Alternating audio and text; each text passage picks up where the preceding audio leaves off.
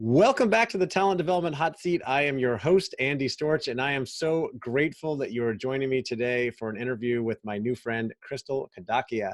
And Crystal is a two-time TEDx speaker and is known for her thought leadership on evolving workplace culture for a digital world. Through her best-selling book, The Millennial Myth, and keynotes, Crystal has changed the story around the generational gap for thousands over the last 7 years.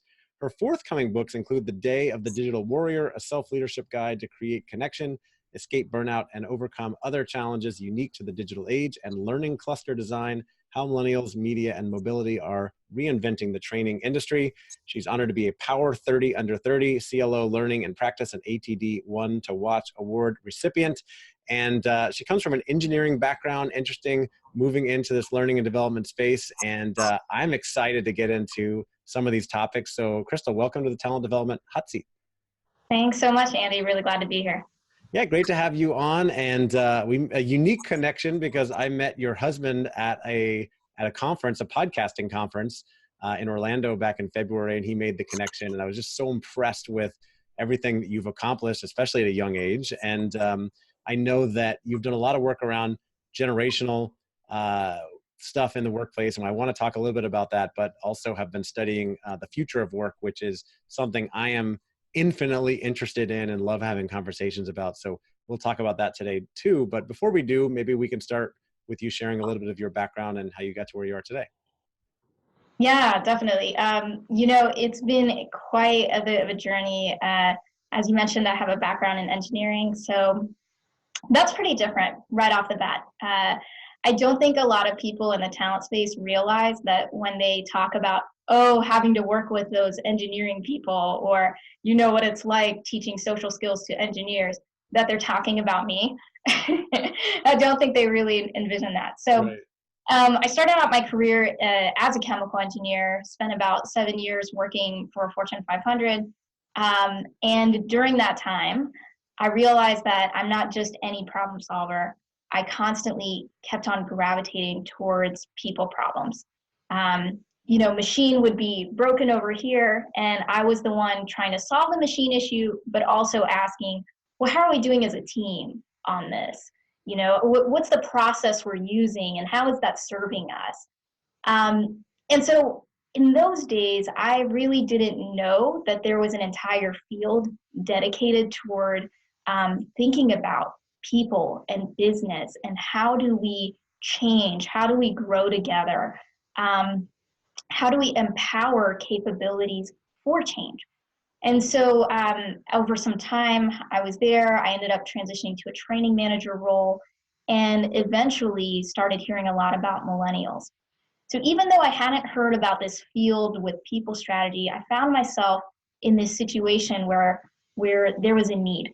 There was a need for someone to come in and really start demystifying what's going on with this transition, with this big shift we were all experiencing. And so I left my corporate career, that was now 7 years ago, and I started my own consulting firm and really started with speaking. At this point in time, there was a lot of buzz around millennials, but no one really to invest in this problem, so to speak. And so I was doing a lot of speaking, changing the conversation, and I had a very different approach to it. And that was that, hey, we're not just dealing with a generation gap, we're dealing with an innovation gap. Look, guys, you can't uninvent the internet. You just can't, right? You can't uninvent what brought Andy and I together through these weird channels, these weird connections that are now possible today. So you're not just talking about millennials, you're talking about Gen Z, you're talking about Gen AA, Gen BB, whatever we're calling them. And we really need to understand how we as a corporate culture, as a business culture, are dealing with this innovation gap called digital. And what is that doing to us as a workplace culture? So I eventually got my master's in organization development. I finally found a name for this field that I've been looking for, is where's my home, where's my tribe? And that's really been it. And since then have moved on from talking and studying of millennial behavior to really looking at the transition from the industrial age to the digital age, and what are the assumptions that we need to constantly be questioning right now. Yeah, and such interesting topics. And I want to go back to where you left your job and went out on your own to get into consulting and speaking. A big and bold move that a lot of people think about but don't really make. And maybe this is a selfish question because I'm really just asking for myself. But I know there are a lot of listeners out there in talent development who do a little bit of work on the side, would like to do a little bit of consulting or speaking as well. How did you jump right in and start getting speaking gigs? Was it the topic? Was it the way you marketed yourself? Because this is not necessarily easy to do. Hmm. Yeah, so there's two really big themes to this answer. The first is hunger, and the second is experimentation. And with experimentation comes evolution, right? So for me, in the corporate time, not only was I being an engineer, transitioning to training management, I started having all these health issues. And I started realizing that there's something that the corporate workplace is designed for that I'm not designed for. And when you think about it, this actually led a lot to a lot of my curiosities with the workplace. The nature of work we're doing has totally changed. And for me to be in meetings from 8:30 to 4 straight, trying to be strategic at the same time, often I would just be working after hours, really trying to process all that information. And I'm very good at what I do, but I need to have a strong why. I need to have a strong clarity on the picture. That's just my strengths. That's how I operate. And when I couldn't get that time, I literally started having health issues. So this is something I share widely with people because a lot of people are very good at ignoring those little body triggers. Well, for me, I didn't ignore it. I couldn't. And it became a hunger. Like, hey, you need to leave. You need to create a lifestyle that's healthy for you. And by God, you are going to make this work. You're going to make a business work because it's a necessity. But the other part of it is a really big okayness with experimentation. And for 2 years, I was starting some things on the side. As you mentioned, a lot of people do that. But I was very clear on not holding on to one way that the business had to be or had to work. At the end of the day, you got to go with where the market's going. And when millennials cropped up as a big buzzword, ultimately, my passion is in future of work and how we engage with digital technology. But millennials is what people were talking about.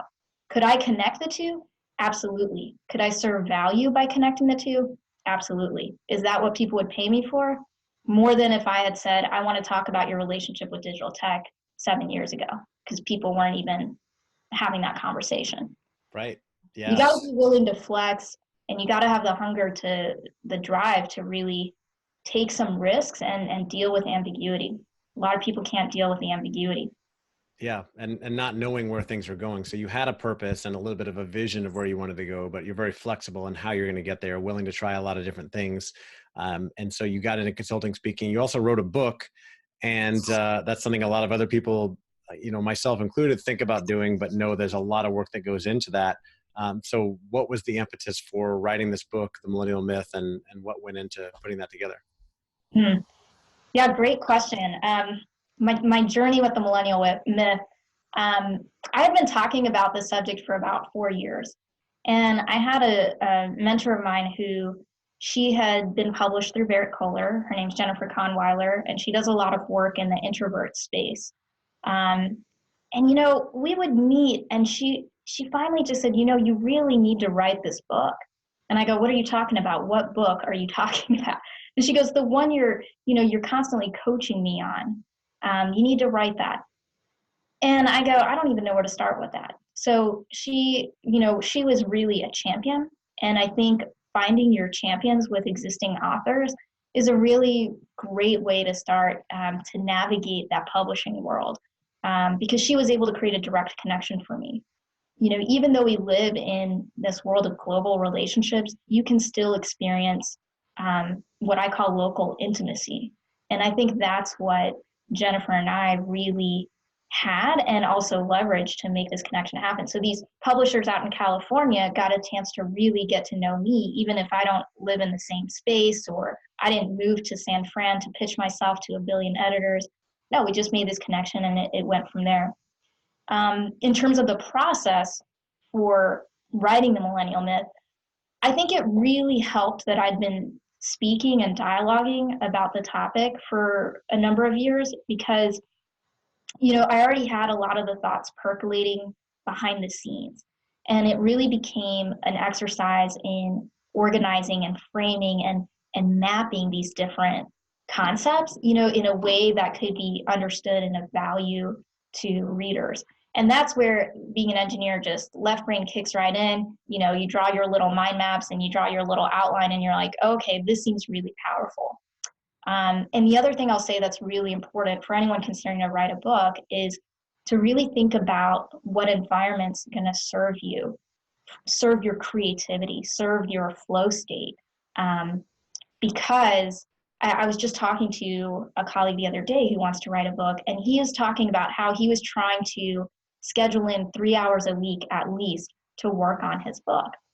And I told him, I said, just because you have a full-time job doesn't mean you have to structure writing a book like it's your full-time job. And I told him what worked for me is really setting aside immersive time for me to focus in an environment that was creative, that was kind of disconnected. I still had my laptop, but a lot of times I'll do really stupid things like I'll set up a tent in my backyard and just go lay out there when I want to work on something really creative because indoors just doesn't cut it for me. I'll take a couple showers in a day to let thoughts percolate and that kind of thing. And so, even if I don't write regularly, I'll set aside, in this 2-day block, I'm going to write. And at the end of the day, the Millennial Myth took me 1 month to write the first draft. Wow. And again, part of it was necessity. I had no travel during that 1 month, and then the travel started right back up again. So I was like, 4 to 6 weeks, I'm going to have to get this book done. What does my environment need to look like for me to do that? That's impressive. Okay, so what is in this book? What is the Millennial Myth, and what are some of the key lessons that companies need to take away from this? Yeah, so in the book, I address the top 5 complaints that I've heard over and over again about millennials and even Gen Z, that they're lazy, they're entitled, they're the trophy generation, they need constant praise, they have issues with hierarchy, they're disloyal. And what I do is I think it's pretty cool. Obviously, I'm the author, so I get to say that, but I think it's pretty cool. I look at these complaints from the angles, 2 different angles, 2 different perspectives. And arguably, there's more than just 2, of course.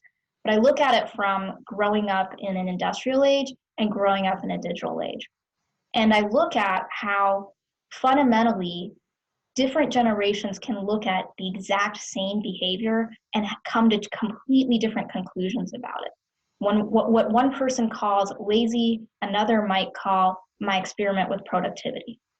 What one person calls issues with hierarchy and skirting hierarchy, someone else might look at and say, no, I've got a different idea of diversity and inclusion than you do. And so I look at these different perspectives, and then I close each chapter by looking at what's value add in both of those perspectives.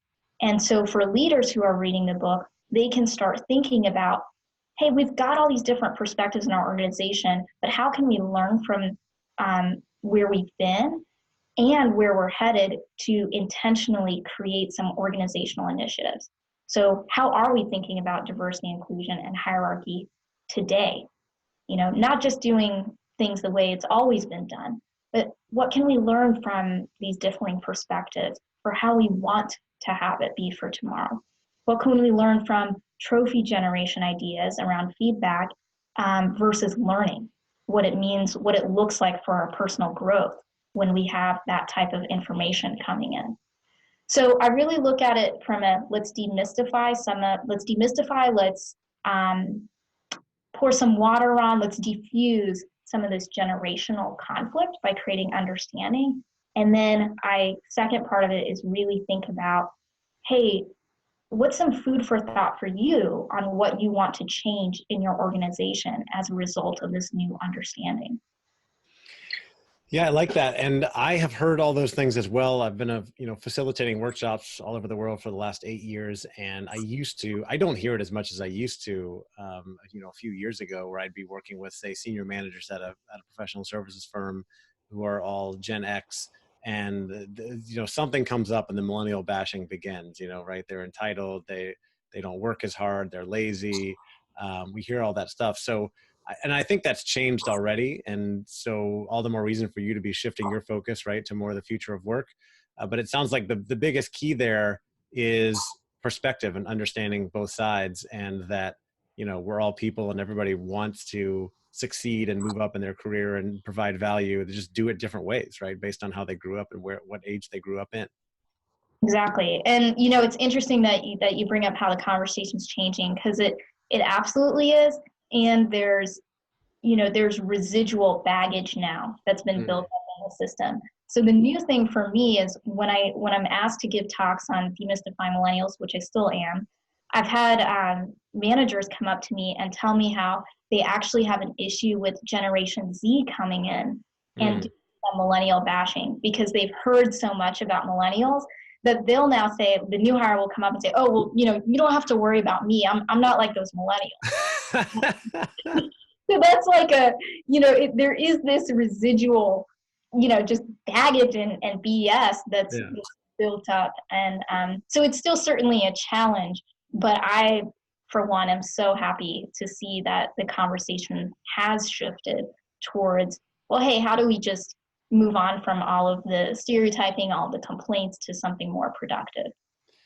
Yeah, and it's always changing. It's always shifting, right? And I think that I haven't been around, that long, a little bit longer than you, but I feel like for decades, people have been complaining about the younger generation coming into the workforce, not working the same way they do, right? Not adapting to their way because they have their own ways of working. And the fact is, and I've heard the smartest leaders on this say that, it's not about millennials or Gen Z, whoever it is, adapting to the way business is done. It's about business adapting to them, because they are the future of work, right? Exactly. There's a lot of intentionality with that culture change, because you can't abandon the current culture. It's kind of impossible. We can never ignore that. It's always going to be there, but it's how are we shifting it? That's the important question. Right. Okay. So things are always shifting. They're always changing. And the future of work is a topic that I'm hearing coming up more and more. I've done a few interviews on it. I'm endlessly fascinated by this. And, in theory, there's never not been a future of work, right? Like there's always a future. But we know that things are changing faster now than they ever have before, and they're going to continue accelerating at a faster rate. So you're writing a book on this. You're actually writing 2 books right now. I guess you don't have enough to do. So what does that look like? And why is it that you're now shifting focus to this future of work? Yeah, great questions. One, I have way too many thoughts. I always have a lot to do, but I have way too many thoughts, and I have way too much desire to, just for myself. And then I think because I believe it serves the community, to articulate all of those thoughts and map them out. Maybe that's the engineer in me still trying to make sense of the world. The future of work, it is such an incredibly huge topic. And yes, there's always been a future, but I think what's so interesting about the times we live in is the accelerating change, but really the globalization aspect. So how complex challenges have gotten, how overlapping between communities. You can no longer stay in your own bubble. And if you look at in the past, if you look at the history of organizations, if you look at society, we might have started at a tribe level way back when. And now, in a tribe level, you're just concerned with the group dynamics of the tribe. But then as we got, further and further along, we built cities, we got into our industrial age, you start managing massive corporations. And that created this whole field around scientific management. It created organization development, all these kinds of things. And we realized the challenges of managing so many people, so many workflows, so much work process. And today where we're headed is really in being able to manage trans-organization collaborations. And that's because we have challenges that now are not just within one organization, but really spanning government, education, corporations. So when I think about the future of work, there's a lot of need. And what's really interesting to me, the reason why I'm in that space is because I don't see us walking into that space with a lot of consciousness. I see a lot of, I see a lot of subconsciousness, a lot of lack of self-awareness in this space. I see a lot of companies continually being driven by profit motives, not really thinking about what it is they're creating or unleashing into society. And specifically, I am talking about technology companies. I think when technology companies started, no blame, no fault of theirs, right? But we're all driven by Wall Street. That's ultimately what you're thinking about business growth. So business growth for a technology company comes from greater digital consumption. Well, digital consumption changes neurology.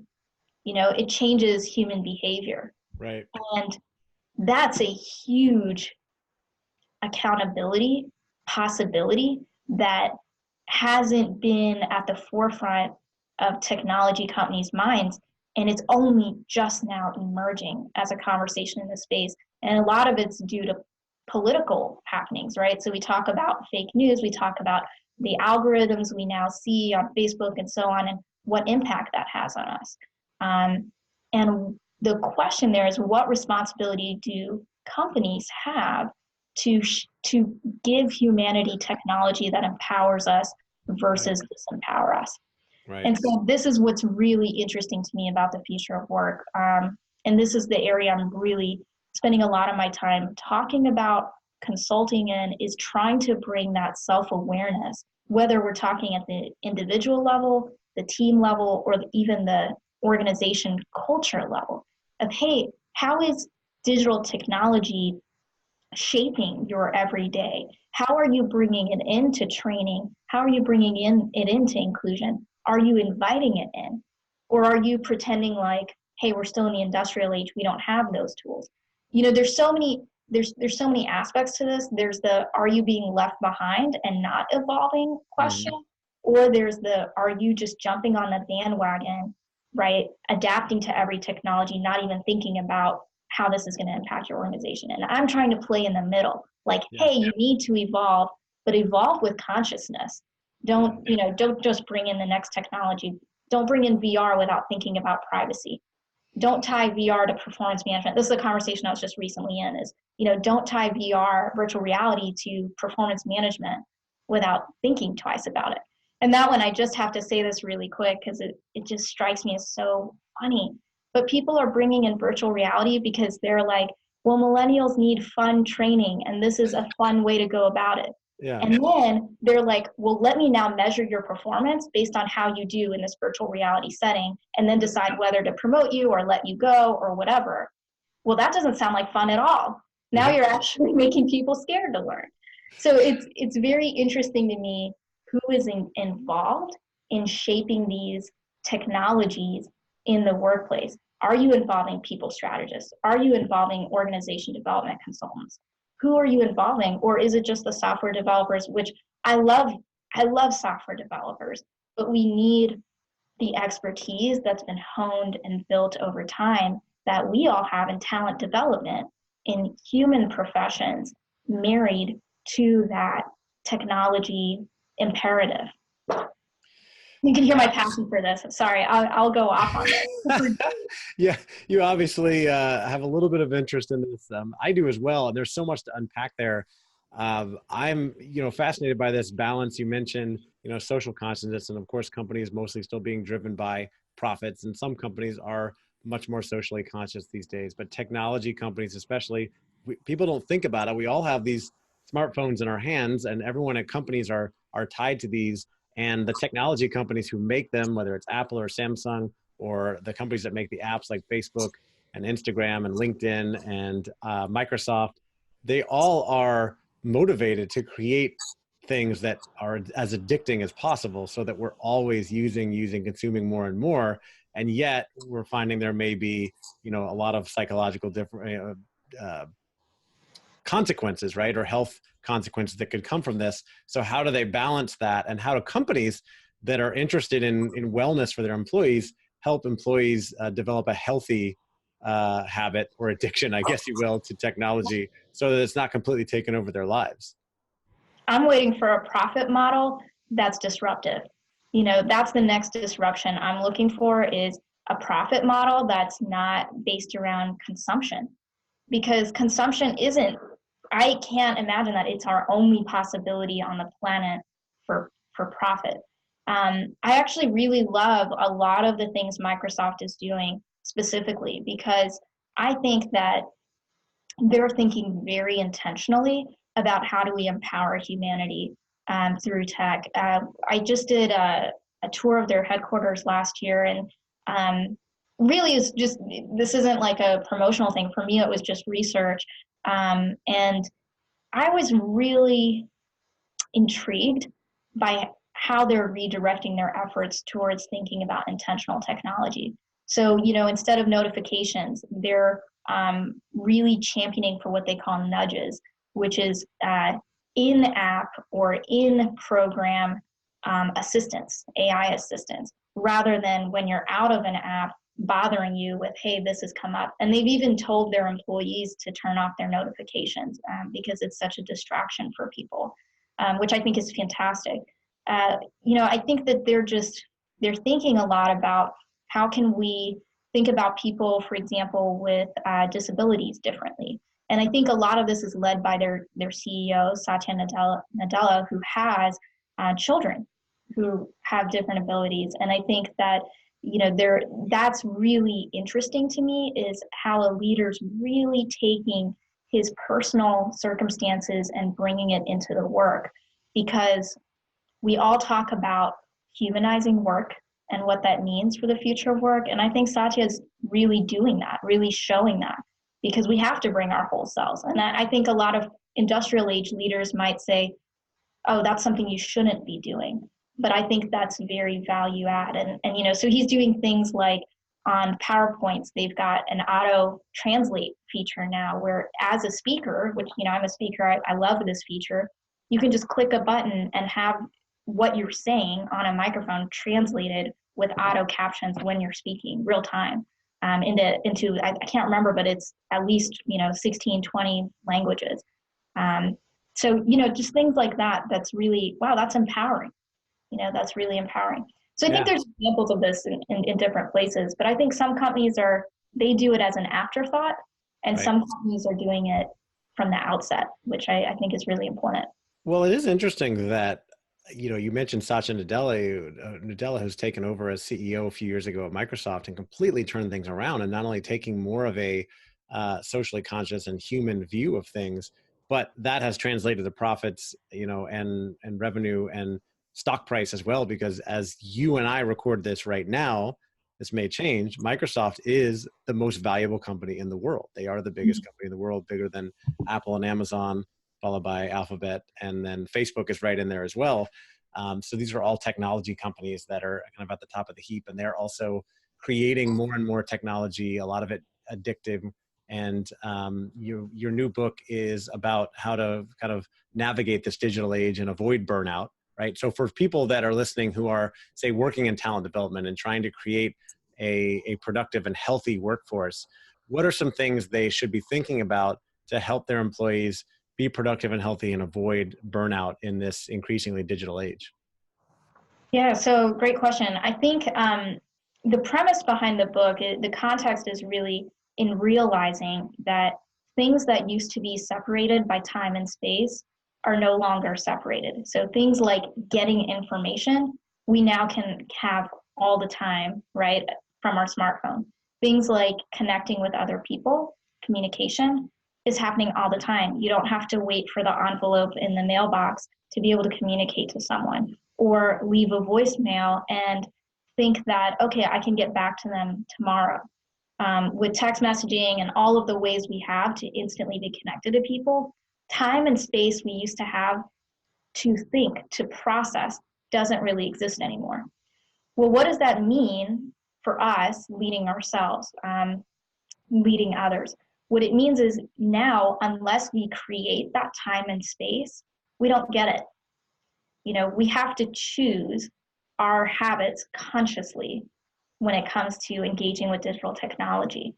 So some of the things I'm doing in the book is I'm exploring some of the things I've seen that really the symptoms, the battles that we're all facing under the surface. I call it the way of the digital warrior, because I truly believe that every day from the moment we wake up, there's now this subconscious stream of battles that we're all fighting against. Okay, and it's things like being distracted, right? We're always getting input in.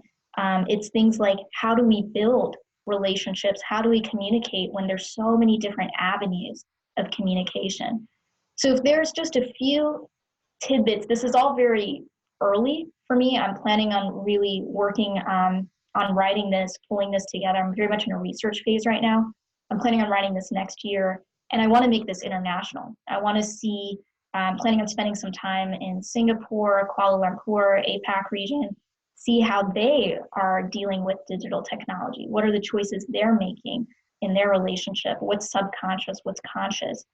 Same thing with Europe. I spent some time in France and watching how they engage. So if there's a few early tidbits I'll share is just realize that you do have a choice in time and space to make now that you didn't before.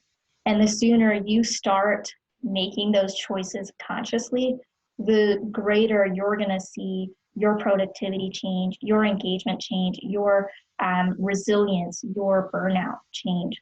We can't expect those choices to just be healthily made for us like we could in the past. You know, it sure was nice having the time to think through a presentation you heard, because there wasn't an instant way to debrief it or give feedback or take an action, but now there is.